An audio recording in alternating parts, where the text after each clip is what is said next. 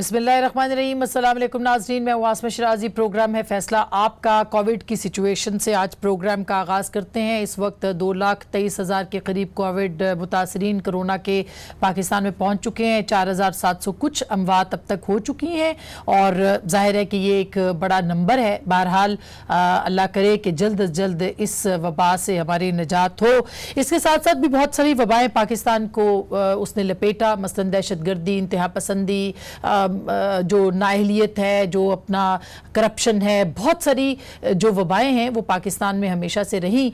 इस वक्त जो हमारा मौजू है वो उज़ैर जान बलोच की JIT रिपोर्ट, जिसके हवाले से कुछ दिन पहले वफाकी वज़ीर अली ज़ैदी साहब ने फ्लोर ऑफ द हाउस कुछ इल्ज़ामात भी लगाए थे, कुछ इंकशाफात भी किए थे। बहरहाल आज वो रिपोर्ट मंजर आम पर आ चुकी है, जिसके मुताबिक जो JIT रिपोर्ट है उसमें ये कहा गया है कि उन्होंने यानी उज़ैर जान बलोच ने बहुत सारे कत्ल किए, 198 लोगों को उन्होंने कत्ल किया। उन्होंने ये बताया कि उन्होंने किस किस को कत्ल किया। इस पूरी JIT रिपोर्ट जो कि 6 एजेंसियों पर और 6 इदारों के जो अहलकार थे, इन्वेस्टिगेटर्स थे, उनके ऊपर मुश्तमिल थी। उनके सामने कुछ इंकशाफात भी किए। उन्होंने बताया कि उनकी बहुत जायदादें भी हैं, उनके बहुत सारे कारोबार भी थे। उन्होंने ये भी बताया कि पुलिस और रेंजर्स पर भी उन्होंने हमले किए। कई जो थाने थे, उनके जो मुंतजमीन थे, अहदेदार थे, उनको भी उन्होंने ट्रांसफ़र करवाया। इसके अलावा कलरी बगदादी जो थाना था, पुलिस थाना, उसके ऊपर भी उन्होंने हमले करवाए।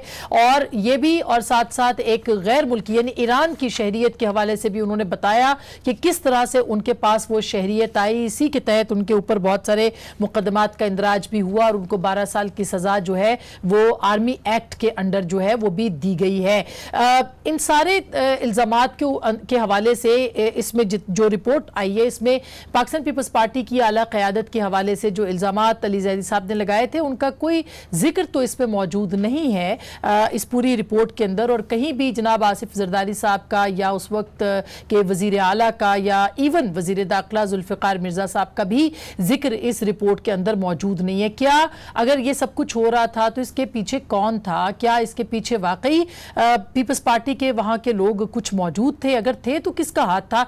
ये सबसे अहम सवाल है। बहरहाल अली ज़ैदी साहब ने ज़रदारी साहब पे बहुत संगीन इल्जामात लगाए थे। उन्होंने फ्लोर ऑफ द हाउस क्या कहा था, जरा सुनिएगा। ये रिपोर्ट है उज़ैर जान बलोच की।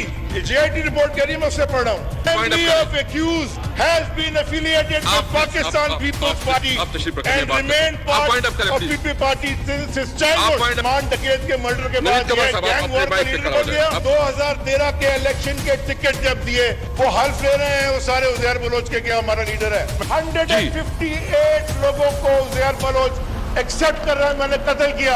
कादिर पटेल साहब, सेनेटर यूसुफ बलोच साहब, निसार मोराई साहब, OS मुजफ्फर टप्पी साहब, these people supported Uzair Baloch with arms and finances on the directions of one Asif Ali Zardari।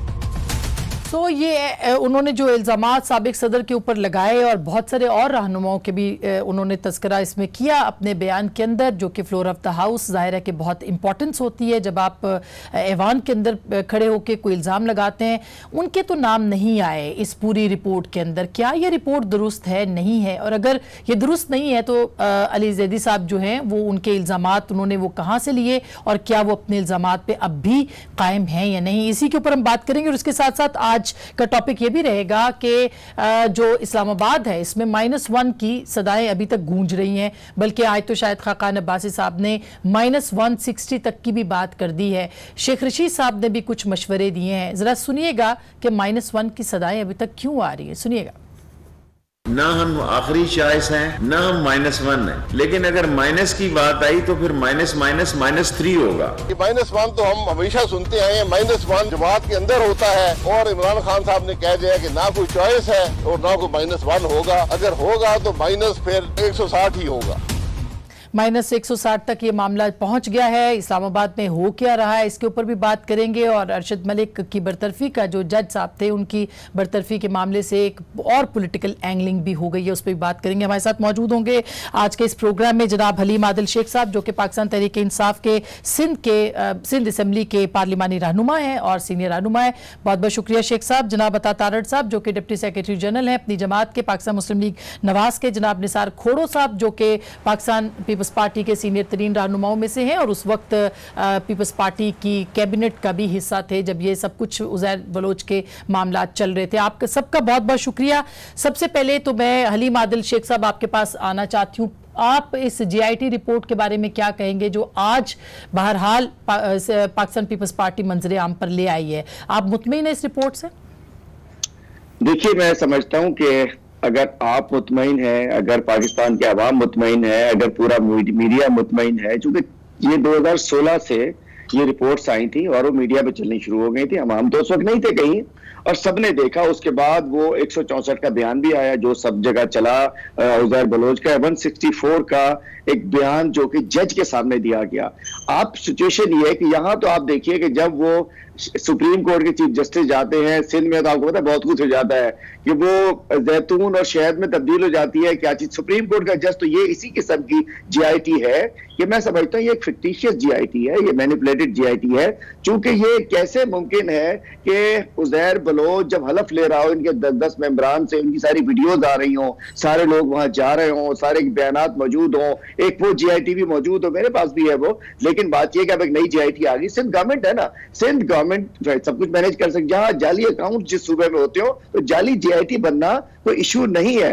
अब इशू ये है कि 2-3 GITs मार्केट में है, मीडिया में हमारे पास, उसके पास आप देखिए कैसी GIT है कि वेबसाइट जो है वही करप्ट हो जा रही है। वो अपलोड करते हो बैठ जाती है, वो चढ़ाते हैं और बैठ जाती है, चढ़ाते हैं बैठ जाती है। मतलब वेबसाइट वो नहीं ले रही है उसको। और अभी तक, इस वक्त तक मैं आपसे जब बात कर रहा हूँ, निसार मोराई की वेबसाइट GIT वो नहीं हुई अब तक अपलोड, हम सब इंतजार कर। बिल्कुल। तो ऐसा क्या IT का दिन है, दुनिया जहान, मतलब 18 पेज अपलोड नहीं, सुना 18 पेज की है, अभी तक वो अपलोड नहीं हो रही है। लेकिन जो शेख साहब, जो बिल्कुल आपने बजा फरमाया, लेकिन जो चीजें सामने आई हैं उसके अंदर वो जो उज़ैर जान बलोच की जो रिपोर्ट है, इसके अंदर जो नाम लिए थे अली जैदी साहब ने, वो कहीं पे नहीं नजर आए।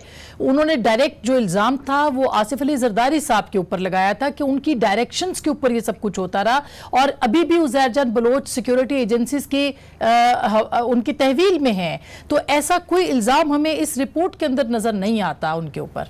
जब मैंने कहा कि ये एक फिक्टिशियस रिपोर्ट है, ठीक है, सिंध में सब कुछ हो जाता है, ये मैनिपुलेटेड रिपोर्ट है। चूंकि इसके सरबराह सिंध पुलिस के एक अफसर है जो इस GIT पे साइन करने के बाद सब लिक्रेटिव पोस्टों के ऊपर वो रहे हैं। और इसका हल क्या है? मैं समझता हूँ चीफ जस्टिस को इसका नोटिस लेना चाहिए और सुप्रीम कोर्ट के चीफ जस्टिस को। यहाँ किलिंग है, लोग सारे हैं। अच्छा, नोटिस लें, मैं क्लोज कर लेता हूँ कि 3-4 जो GITs रिपोर्ट चल रही है, उज़ैर जान बलोच 164, उसके लेके सुप्रीम कोर्ट जुडिशियल कमीशन बना दे, दूध का दूध पानी का पानी आ जाएगा। अच्छा। और ये भी पूछा जाए अगर कुछ नहीं था तो गए क्यों, अपील क्यों की, पब्लिक क्यों नहीं की, दी क्यों नहीं सामने, क्यों रोकी, ये भी तो बताइए ना। अच्छा, बिल्कुल, लेकिन हम तो वही रिपोर्ट मानेंगे जो कि इस वक्त हुकूमत सिंध ने पब्लिश कर दी। आप वही माने, पब्लिक कर दी, नहीं मान रहे उसको। बिल्कुल सही, आप नहीं मान रहे, आपने मुस्तरद कर दिया। इन्होंने तो किस चीज को शहद बना दिया था, हम नहीं मान रहे, मुस्तरद कर दिया हमने। अब फैसला कोर्ट करेगा इसका, खोड़ो साहब कोर्ट को करना चाहिए, किलिंग हुई है। खोड़ो साहब वो कह रहे हैं कि ये एक जाली किस्म की रिपोर्ट है जो कि सिंध हुकूमत ने पब्लिक कर दी है और इल्जामात जो हैं वो अपने PTI उसके ऊपर बिल्कुल कायम दायम है, मुतालबा करती है कि सुप्रीम कोर्ट इसकी इंक्वायरी करे। देखें, बात सुने, हलीम आदिल साहब जो उनकी मर्जी है वो बोलते रहे अपनी जगह पे। हमें ये पता है कि शायद कोर्ट ने कहा था कि GIT रिपोर्ट्स बताओ। ये ऐसे ही बताया है जैसे वफाकी हुकूमत ने शुगर और गंदम की रिपोर्ट जाहिर की और उसमें उन्होंने कहा कि जी हमने बड़ा मार्का मार लिया है, हमने सबने रिपोर्ट छुपाई नहीं, हमने बता दी है। और सबने माना कि ठीक है, हुकूमत वो रिपोर्ट शाया करती है तो उसको ठीक समझ आ जाता है। सिंध हुकूमत GIT रिपोर्ट जाहिर करती है तो उसको झूठा समझा जाता है। अगर कोर्ट के कहने पर GIT की रिपोर्ट आई है तो अब कोर्ट को देखने दें। हलीम आदिल साहब से क्यों पूछ रहे हैं आप? वो तो वही बात करेगा जो उसका मन आएगा, जो उसे पीटीआई ने कहा होगा वही कहेगा। तो आप उसकी बात पे क्यों, क्या फैसला जीआईटी पर हलीम आदिल साहब ने करना है या कोर्ट ने करना है? नहीं, खोड़ो साहब पूछना क्यों नहीं बनता? एक पार्टी के रहनुमा जो है वो फ्लोर ऑफ द हाउस, खोड़ो साहब सुने तो, वो फ्लोर ऑफ द हाउस आपने पूछ लिया सर, सुने तो आपने पूछ लिया, उन्होंने इल्जामात बड़े संगीन लगाए हैं ना। एक मिनट सर हेलो जी सर, मेरी बात सुन ले आप जी, मेरी बात सुन लें आप। हलीम आदिल साहब ने आपको बता दिया कि ये जी फर्जी है। हमने कह दिया कि भाई जीआईटी रिपोर्ट में अकेला पुलिस ऑफिसर नहीं बैठता, उसमें और सारे भी बैठे हुए हैं। क्या अभी किसी ने डिनाई किया है? अभी किसी ने कहा है कि जी ये रिपोर्ट वो नहीं है या वो नहीं है? अकेली जीआईटी नहीं बनती, जीआईटी में मुख्तलिफ एजेंसियां, मुख्तलिफ ऑफिसर्स होते हैं, उसमें सारे होते हैं, जो आपको भी पता है और मुझे भी पता है और हलीम आदिल साहब को भी पता होगा कि जीआईटी अकेले पुलिस ऑफिसर की नहीं बनती। अच्छा, लेकिन खोड़ो साहब आप इतने सीनियर हैं और इतना तजुर्बा है आपका। दूसरी बात जी सर, मैं सवाल पूछ लूं, आप उसी में जवाब, आप उसमें जवाब दे दें। मेरा सवाल एक जी सर बोलिए। आपने सवाल किया ही नहीं जी, पूछिए, बताइए। आपने सवाल किया ही नहीं था।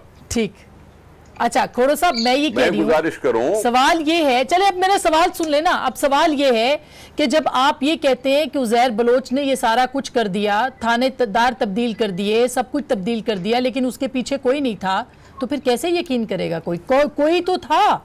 मैं अर्ज करूं कि इस उज़ैर बलोच साहब की हिस्ट्री को पता करें। उज़ैर बलोच साहब कब गिरफ्तार हुए, उनको कब जाहिर किया गया। एफआईआर वो होती है जो उसी वक्त कही जाए। ठीक बात। एफआईआर उसका वैल्यू होता है जो उस वक्त दाखिल की जाए। अभी तो उनकी बेगम ने भी कहा कि जिसको फलां जगह से पकड़ा गया, इतने दिन पहले पकड़ा गया था, अभी जाहिर हुआ है। तो इस दौरान क्या हुआ, उस दौरान क्या हुआ, ये एफआईआर जो है महीने भर के बाद की बात जाहिर आई कि जी उज़ैर बलोच साहब हमारे कब्जे में हैं या जिसमें भी हैं, कहीं भी गिरफ्तार है। वो बताते क्यों नहीं कि उज़ैर बलोच साहब हैं किधर, कौन से जेल में है, वो भी तो बता देना। ये क्या बात है कि बस एक इश्यू जो बना है, ऐसे तो उन लोगों की आपको पता नहीं है, परवाह नहीं है जो बल्दिया फैक्ट्री में मारे गए, सैकड़ों लोग मारे गए, उनकी जीआईटी रिपोर्ट ठीक है। हलीम आदिल साहब उसके लिए कह रहे हैं कि वो ठीक है, ये खराब है। ये तो गलत बात है ना, ये गलत बात है।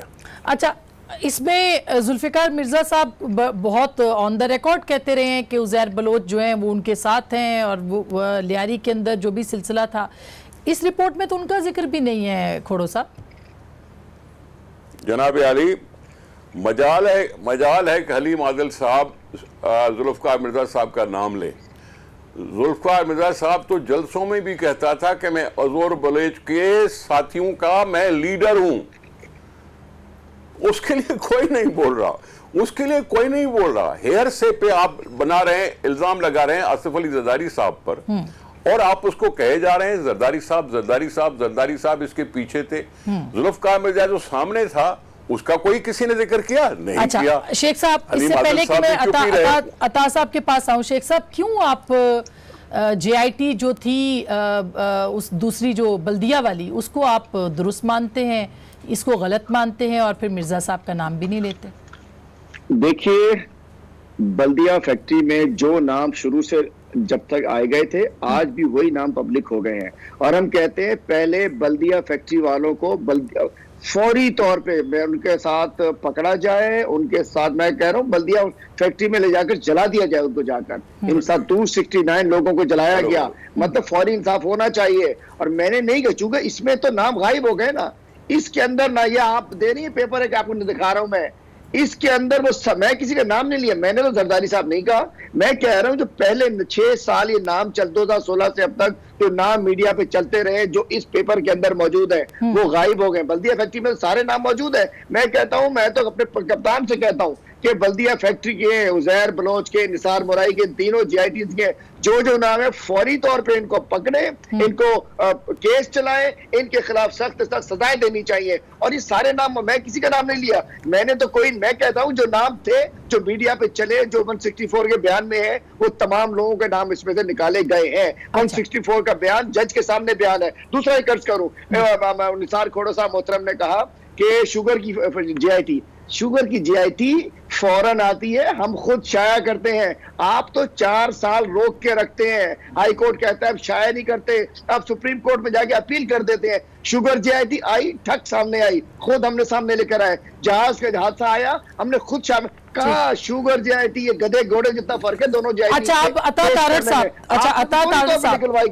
तारड़ साहब, मैं यहाँ फजूल बात करने के लिए नहीं बैठा हूँ, आप संजीदगी से जवाब सुने, संजीदगी से जवाब दें। जी अच्छा, अता तारड़ साहब, आप सुन रहे हैं, ये दोनों रिपोर्टों की बात हो रही है, शुगर रिपोर्ट, या हम क्यों अपनी मर्जी की, जो सारी जमातें, सिर्फ एक जमात की बात नहीं कर रहे, वो अपनी मर्जी के नतीजे क्यों अखज़ करते हैं हर रिपोर्ट में से? देखिए, बात यह है कि असल इशू जो है वो पीछे रह जाता है कि at the end of the day Asma साहिबा, चीनी कमीशन रिपोर्ट में भी नुकसान अवाम का हुआ और इस मुल्क की 22 करोड़ अवाम का हुआ। उनको चीनी 90 रुपए पे खरीदनी पड़ी और चीनी की किल्लत भी जो है वो उन्होंने उसका सामना किया, हमने तो नहीं किया, हमें तो चीनी मिलती है ना जी। और दूसरी बात यह है कि जो लोग जल गए, जो लोग मर गए, वो अब वापस आने वाले तो नहीं हैं, मगर नुकसान किसका हुआ इस सारी डिबेट में उनका जिक्र कहीं नहीं है जब से ये शो शुरू हुआ है। यानी वो जो एक शख्स चला गया दुनिया से और जिसका नुकसान हो गया, उसका जिक्र कहीं नहीं है। तो असल तो देखे ना, असल तो जिसने नुकसान उठाया, जिसने अपनी जान जो है वो अपनी जान से गया, तो देखिए असल बात तो ये है कि इंसाफ उसको मिलना है, ये वन लाइनर है। बाकी देखिए जो पॉलिटिकल कंसिडरेशंस हैं, इसको रिजेक्ट करना, एक्सेप्ट करना, वो एक और मामला है। और इसके अंदर अगर देखिए, लेकिन साहब, जो इल्जाम अली जैदी साहब ने फ्लोर ऑफ द हाउस लगाया साबिक सदर पे, वो अगर साबित नहीं होता तो उसके ऊपर वो भी तो बहुत गलत, उसकी क्या सजा हो सकती है? देखिए, ये तो बड़ी ही नामुनासिब बात है और मैं समझता हूं कि इस वक्त पॉलिटिकल पॉइंट स्कोरिंग करना और जीआईटी रिपोर्ट को अपनी मंशा और अपनी मंतक के मुताबिक उसकी तशरीह करना, ये तो बहुत ज्यादती वाली बात है। जीआईटी रिपोर्ट मैंने पूरी पढ़ी है और उसके अंदर कहीं भी जिक्र नहीं है, जरूर कुछ लोगों के नाम हैं, मगर किसी सियासी जमात के सरबराह का या किसी सियासी जमात के सीनियर लीडर्स के हवाले से उसमें कोई बात नहीं है। दूसरी बात यह है कि ये रिपोर्ट आपकी तमाम तर एजेंसीज ने साइन की है, ये रेंजर्स ने साइन की है, ये पुलिस ने साइन की है और इसके अंदर बाकायदा साइंटिफिक एविडेंस जो है वो रिकॉर्ड की गई है। इंटरनेशनल एक फॉरेंसिक एजेंसी को इन्वॉल्व किया गया है और मुझे मतलब ये बात यहाँ पे ऑन रिकॉर्ड रखनी चाहिए कि अल्लाह ताला के फजल से पुलिस रिफॉर्म्स का जो सबसे बड़ा हमारा पंजाब के अंदर इनिशिएटिव था, पंजाब फॉरेंसिक साइंस एजेंसी, उसकी रिपोर्ट इसमें अटैच्ड है। और देखिए, ये वो चीजें हैं कि आपने अगर एक आम शहरी को तहफ़्फ़ुज़ देना है, उसको आपने नाइंसाफी से बचाना है, तो आपको पुलिस रिफॉर्म्स करने होंगे और पुलिस रिफॉर्म्स को आपको टेक्नोलॉजिकल बेसिस पे करना होगा, जिसका वादा तहरीक इंसाफ ने किया था। अता, मैं एक छोटा सा ब्रेक लेना चाहती हूँ, ब्रेक के बाद मैं बिल्कुल आऊंगी। इसमें जज अरशद मलिक की टेप हो या जीआईटी रिपोर्टें हो, शुगर माफिया के ऊपर हो या आटे के ऊपर हो, जो कुछ भी हो, क्या पाकिस्तान के अवाम को इंसाफ मिल सकता है? ब्रेक के बाद इस पर बात करेंगे, हमारे साथ रहिएगा।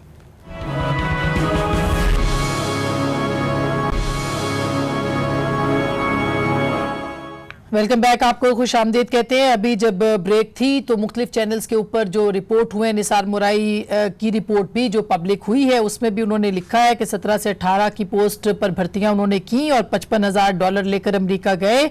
सुल्तान कमर ने निसार मुराई को 1 करोड़ रुपए अमेरिका भिजवाए। उजैर जान बलोच से जुल्फिकार मिर्जा के साथ निसार मुराई की मुलाकात हुई। निसार मुराई ने वाइस चेयरमैन फिशरी सुल्तान कमर से माहाना भत्ता लिया और दीगर चीजों के बाद एक और भी टिकर जो है या जो टेलीविजन पे रिपोर्ट हुआ है वो ये कि जुल्फिकार मिर्जा ने एमकेएम हकीकी की मुत्तहिदा के खिलाफ माली मदद की। तो ये अपना हलीम आदिल शेख साहब, आपके पास ही आती हूँ कि ये तो मामला जो है वो मुख्तलिफ हवालों से जो है वो काफी अहम है। क्या आप ये समझते हैं कि पूरी रिपोर्ट ही गलत है या आप ये समझते हैं कि पीपल्स पार्टी को इन सारी एजेंसियों ने निकाल लिया, इसमें से कुछ चंद अफराद को निकाल लिया है? देखिए, मेरे जैसे निसार खोड़ो साहब ने कहा, मेरे कहने से कुछ नहीं होता, आपके कहने से कुछ नहीं होता, खोड़ो साहब के कहने से कुछ नहीं होता, लेकिन जब हर 2-3 रिपोर्ट्स फिर रही हूँ, उजैर बलोच वाली, निसार मुराई की एक ही रिपोर्ट है, बल्दिया फैक्ट्री की एक ही रिपोर्ट है जो शुरू से मीडिया पहले लीक हुई, जहर बलोच की रिपोर्ट तब्दील हुई है। जब 2-3 रिपोर्ट्स आई हैं, मेरे हाथ में भी एक है, आपको दिखाया था मैंने अभी, ये एक रिपोर्ट है इसमें सारे, लेकिन मैं इसकी बात नहीं कर रहा हूँ।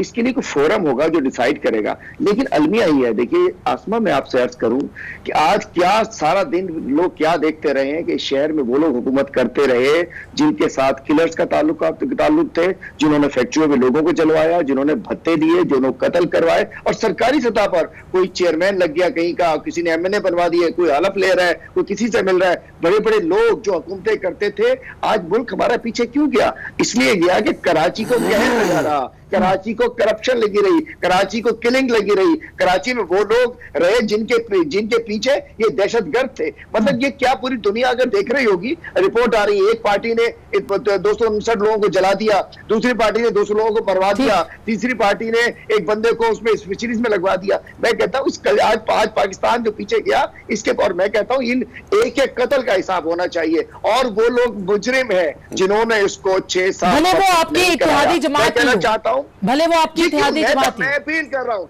आपके शो से भी कहता हूँ, मैं अपने कप्तान से, वज़ीर-ए-आज़म से कहता हूँ कि इसके ऊपर जो इन्वॉल्व है, PTI का कोई बैक एंड पे क्यों ना हो, हमारा इत्तेहादी क्यों ना हो, हमारा मुखालिफ क्यों ना हो, आप एज ए प्राइम मिनिस्टर इस पे एक्शन ले। और इसकी सुप्रीम कोर्ट से भी कहता हूँ, प्राइम मिनिस्टर से भी कहता हूँ, अब बहुत हो गया, ये कल्चर खत्म होगा। मतलब आज हम क्या देख रहे हैं, ये इसको इसने सपोर्ट किया, उसको मैं देखे, किसी का नाम नहीं ले रहा हूँ अपने मुंह से, लेकिन मैं कह रहा हूँ आज शर्मिंदगी हो रही है हमें, हमारे बेटे कत्ल हुए, हमारे भाई कत्ल हुए। अच्छा खोड़ा साहब, वो तो PTI का मौक़िफ़ आपने देख लिया जी। आखिरी मैं इनसे कहूंगा, अता भाई से कहूंगा, नहीं आखिर अता भाई से कहूंगा, आपकी हुकूमत 2016 से 18 तक आपने क्यों नहीं पब्लिक कराई? आपने इनके लिए क्या किया? आपने क्या एक्शन लिया? हम तो कोर्ट में गए ना, आपने क्या किया? अच्छा। जब आपके साथ थी इनके, आपने लोगों को मरवा दिया। खोड़ा साहब से पूछ लूं, अता तारिक साहब आपने क्या किया, ये मैंने पूछना आपसे, आपने क्या किया? लेकिन खोड़ो साहब वो कह रहे हैं अगर MKM भी है और रही है तो हम तो अपने वज़ीर-ए-आज़म से कहते हैं उनके खिलाफ भी फैसला करें, जो भी है करे, जो खिलाफ कर रहे हैं जी। सर वो तो कह रहे हैं कि हमारे इत्तेहादियों के खिलाफ भी फैसला हो सकता है, होना चाहिए।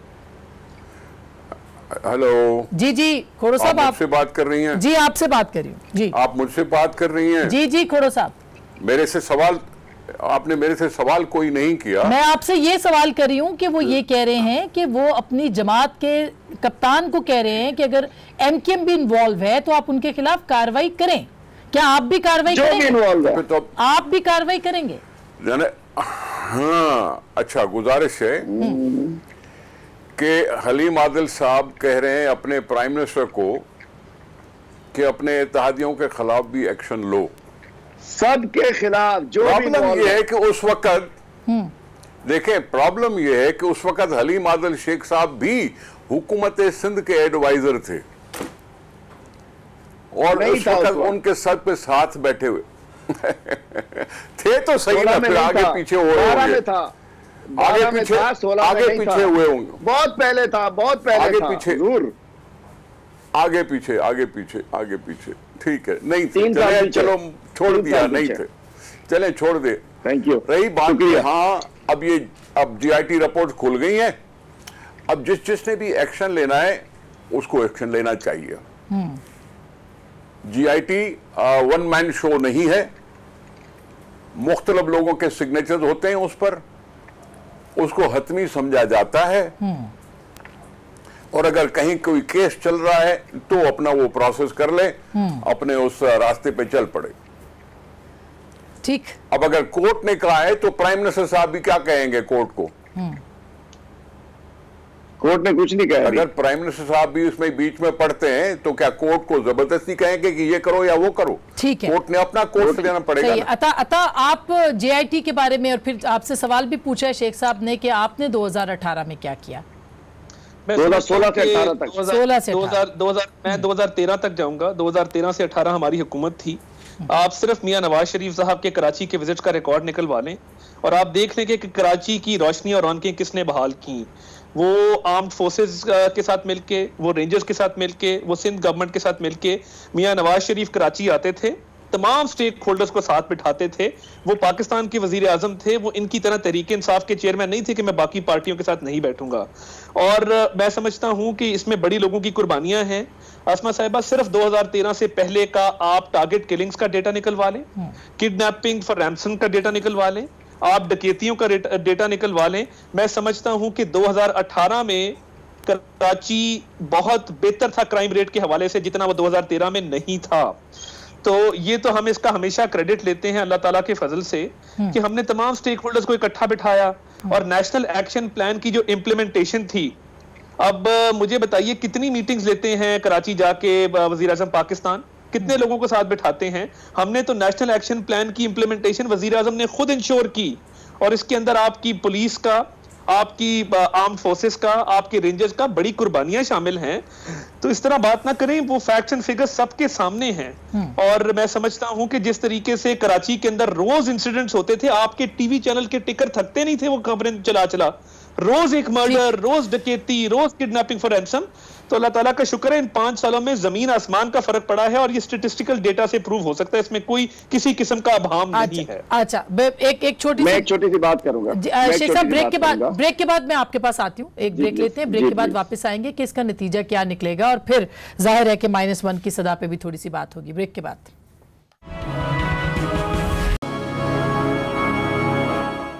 वेलकम बैक नाजरीन, एक दफ़ा फिर आपको खुशामदीद कहते हैं। हलीम आदिल शेख साहब अब आखिरी प्रोग्राम का हिस्सा है, इसमें जानना चाहूंगी, आप ब्रेक से पहले कुछ ऐड करना चाहे थे, लेकिन जो अभी निसार बुराई साहब की रिपोर्ट आई है उसमें JIT के पाक रेंजर्स की और MI के दस्तखत उस रिपोर्ट के ऊपर मौजूद नहीं है।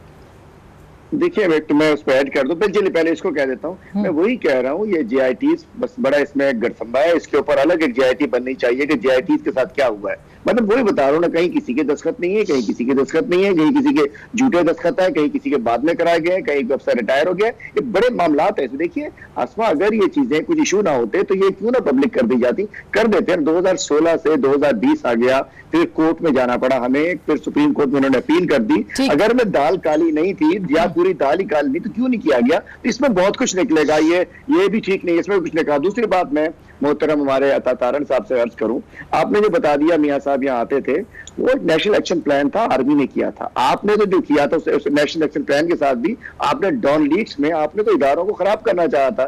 और ये जो कुछ किया, जनरल राहिल शरीफ ने नेशनल एक्शन प्लान बना, आर्मी ने, रेंजर्स ने, वो पुलिस में मिलके इस शहर में दहशतगर्दों के साथ, यानी कि सियासी क़यादत का कोई तस्करा नहीं होना चाहिए। नहीं था, उसमें था वो डॉन लीड्स में उन्होंने बता दिया क्या थे। PMLN और रेंजर्स ने मिलके, आर्मी ने मिलके मैं कर्ज करना चाहता हूँ। दूसरी बात हो रही थी कि मैंने जो इनसे कहा था, इन्होंने कहा कि नहीं हमने ये किया, हमने विजिट की। मैंने कहा था कि JIT जब आ गई थी 2016 में, उस प्राइम मिनिस्टर साहब थे, उस वक्त क्यों नहीं पब्लिक कराई? आप पहले जवाब देते, फिर मैं खोड़ो साहब के पास आती हूं। जल्दी से मैं पब्लिक कराते ना उसको, जी पब्लिक कराना चाहिए था, एक्शन लेना चाहिए था, बंद करना चाहिए था। देखिए बात यह है, मैंने तो क्रेडिट देने वक्त सबका नाम लिया और मैंने कहा जी एक जॉइंट एफर्ट था तमाम स्टेक होल्डर्स को। देखिए लीडर जो होते हैं वो कौमों को मुत्तहिद करते हैं, वो सबको एक साथ बिठाते हैं और वो एक कंसेंसस करवाते हैं, और इश्यूज को वो इशू बाय इशू हर किसी को कोशिश करते हैं कि वो साथ चलें। अब आप हमें क्रेडिट नहीं देना चाहते, आप ना दें, मगर ये फैक्ट है नेशनल एक्शन प्लान की इंप्लीमेंटेशन क्या पॉलिटिकल लीडरशिप के बगैर हो सकती थी? क्या वजीर आजम ने उसको ज्यादा ओनरशिप नहीं दी? क्या वजीर आजम ने उसको ज्यादा इंपॉर्टेंस नहीं दी? मैं जो कराची के दौरों की बात कर रहा हूं, आप पिछले 2 साल में आप कंपेयर कर लें, नवाज शरीफ के 2 साल कंपेयर कर लें और इमरान खान के 2 साल कंपेयर कर लें, आपको तो सिंध का नाम लेना गवारा नहीं करते। आपने पहली जो कोरोना की मीटिंग की उसमें सिंध का नाम तक नहीं लिया। तो देखिए ये जो वफाक होता है ये इकाइयों को और सूबों को साथ लेकर चलता है, वफाक का दिल और हौसला बड़ा होता है। खुदारा पाकिस्तान के वजीर आजम बने, तहरीक इंसाफ के चेयरमैन ना बने, अभी तक एक स्टेटमेंट मुझे ऐसी दिखा दें जो सूबों को मुतहद करने के हवाले से हो। तो आजाद कश्मीर और गिलगित बल्तिस्तान में वो क्रेडिट नहीं ले सके जो कोविड के कम केसेस थे, क्योंकि हमारी हुकूमत है, हमारे बुगस के अंदर उसका नाम तक नहीं लेते। खोड़ो साहब, इंसाफ मिलेगा इस JIT के अंदर या सारी JITs जो आ रही है ये नहीं आपकी? जी सर देखें, बात सुने। पहले मैं इस भाई से कहूंगा कि तुम उनको ये क्यों कह रहे हो कि खुदारा पाकिस्तान के वजीर आजम बनो? लोग तो चाहते हैं कि वजीर आजम न रहे, आप उनसे ये क्यों कह रहे हैं कि पाकिस्तान के वजीर आजम बनो? उसके तो साथी उसको छोड़ रहे हैं। वो खुद कह रहा है कि -1, वो तो खुद कह रहा है कि -1 हो, वो तो खुद कह रहा है। उसके वजीर कह रहे हैं कि भाई कोई दूसरा ऑप्शन नहीं है, इसके लिए उसको सपोर्ट हो रही है। फिर वो खुद मोहर सब कर लेते हैं कि -1 होगा तो यूं होगा तो यूं होगा। शेख रशीद साहब हम सबको डरा लेते हैं, होगा -1 तो -3 होगा, -3 होगा, हम डर के बैठ जाए। भाई खुदा का वास्ता है, ऐसे ये दुआ मत मांगो कि खुदारा वजीर आजम बनो पाकिस्तान के। ये नहीं बन सकता वजीर आजम, ये नहीं बनना, इसकी तबीयत नहीं बन चुका। अच्छा, वो बन चुका, बहुत शुक्रिया। वही है कुर्सी के ऊपर बैठा हुआ। इस सारे चक्कर में कोई भी माइनस नहीं होगा, कोई भी माइनस नहीं होगा। ऐसा ना हो पाकिस्तान की आवाम माइनस हो जाए। पाकिस्तान की सियासी जमातों को इस माइनस प्लस के चक्कर से निकल के पाकिस्तान की आवाम को देखना होगा, उनको इंसाफ देना होगा। क्या हुकूमत पाकिस्तान, क्या तहरीक इंसाफ की हुकूमत आवाम को इंसाफ दे सकेगी? गुफ्तगू आपने सुनी, फैसला आपका।